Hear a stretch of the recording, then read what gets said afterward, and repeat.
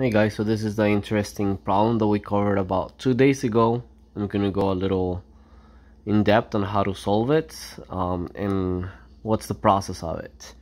Okay, so as you can see, I have up here some cutouts of the triangles that are formed from this diagram. Okay, you can see we have here the main big triangle.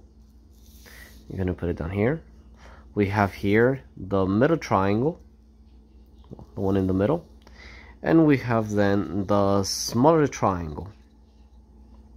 All right, now I'm going to arrange them in such a way that all of them are pointing the same way. Okay, so as you can see, I have my right angles on the left side, all of them, right angle on the left, right angle on the left. This one, hey, it's on the right, so I need to flip it. Nothing changes, everything remains the same. It's just I switched it just so that it'll match. I know this is not an exactly right angle triangle, but let's just go with it. As you can see, I also labeled each of the sides. This is D, AC, D, CB, and CAB. As you can see from the original shape, everything corresponds correctly. D, which is on the right angle, it's there. Along the short side, you can find C, and along the long side, you can find B. Same thing for the small triangle, where I have the right angle, I have D. Then along the long side, I have C, and along the shorter side, I have A.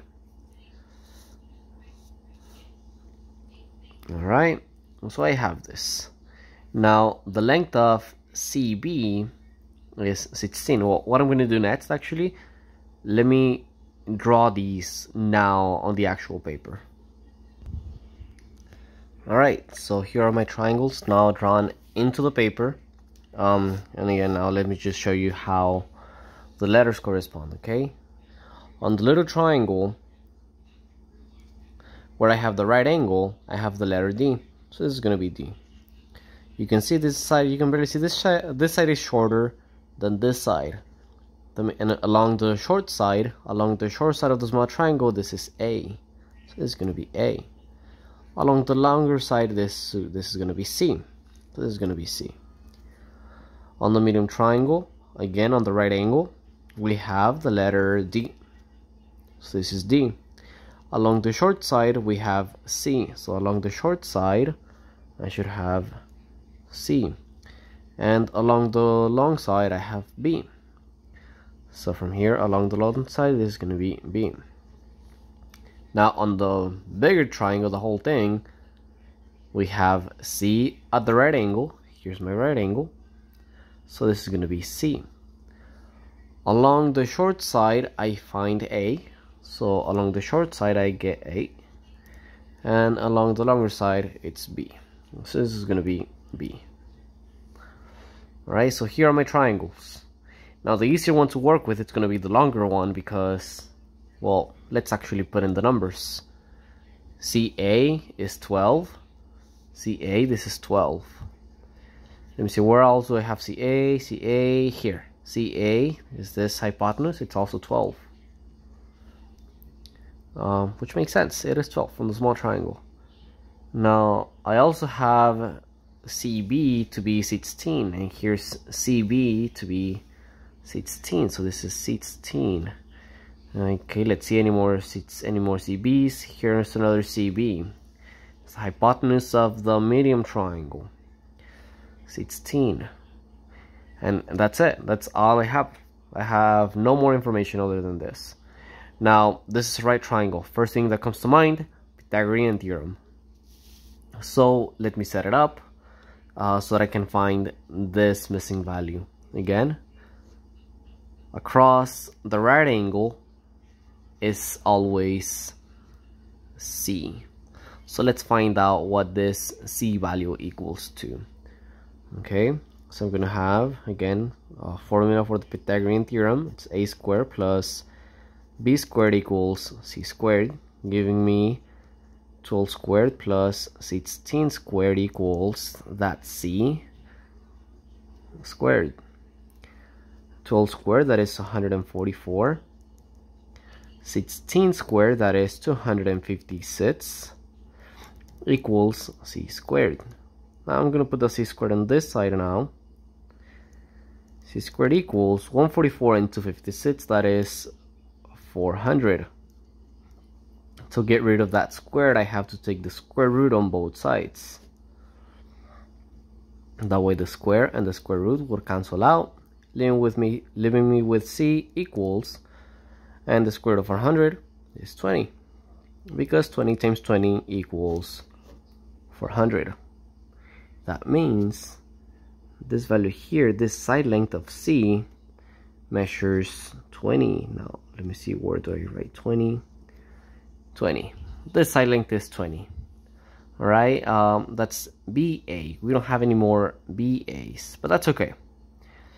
Now I want to find, the question is asking me to find AD.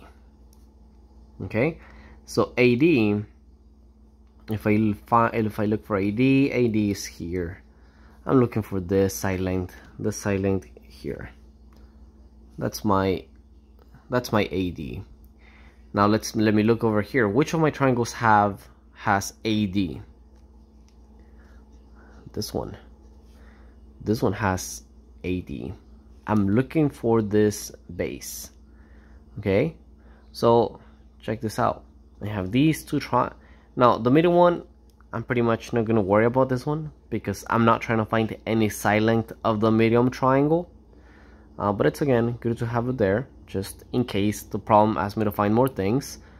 But I want to find this one. All triangles, we proved before this that all the three triangles were similar. That means that these two triangles will be similar. Alright, so let me take corresponding sides. Look, the 20 is going to come in handy because the 20 and the 12 are corresponding sides. So I'm going to make a fraction with the 20. I'm sorry, the 20 and the 12. Alright, and look, the 12 and the missing value, let's call it x, we'll also make another fraction. Now because the 20 is on top, this 12 is going to be on top, and this x is going to be in the denominator. And this is what we've been doing, pretty simple to solve. It's going to be 20x equals 144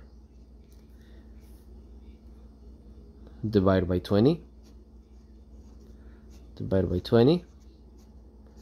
so I get that x equals 7.2.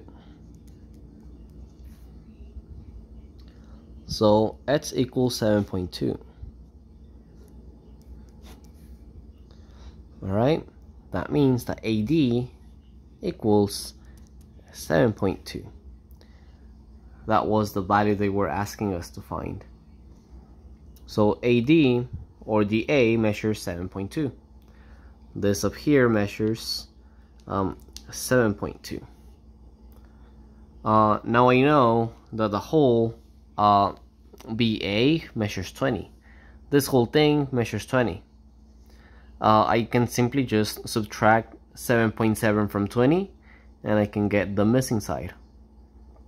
And from there I can again use the Pythagorean theorem to find the hypotenuse. But in this case, if you can see, we had to use similar triangles for these two to find x, because it was impossible for us to use the Pythagorean theorem here, since we didn't have two side lengths. We need at least two side lengths to find the third length. This triangle, originally, it had the 16 and the 12, so we could find the missing side length. This one, it only has one length, so we cannot find the other two. This one, also, it only had one length, so we couldn't find the other two. So that's why we had to use similar triangles. Alright, this is it. This is it for students that just want to figure out how to do this pretty fast. You can stop watching here. I'm going to continue this video just to solve for this missing value actually. Okay, DC. Again, I'm going to use similar triangles. Oh, and I'm just going to solve this using similar triangles. So similar triangles to find this. Alright, so again, 20 and 16, they go together. So I make a fraction with 20 and 16. 20 and 16 go together. 12 and you can call it y. 12 and y go together. The 20 I put it on top, so 12 will be on top and y will be in the denominator. Solving for this, I get 20y equals is equal to 182 divided by 20 divided by 20. I get that y equals 9.6. This is my y value, 9.6, which would be this DC.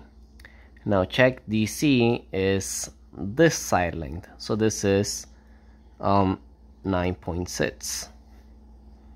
Okay, again, DC. Now the missing side length, this one up here, DB, that would be this one.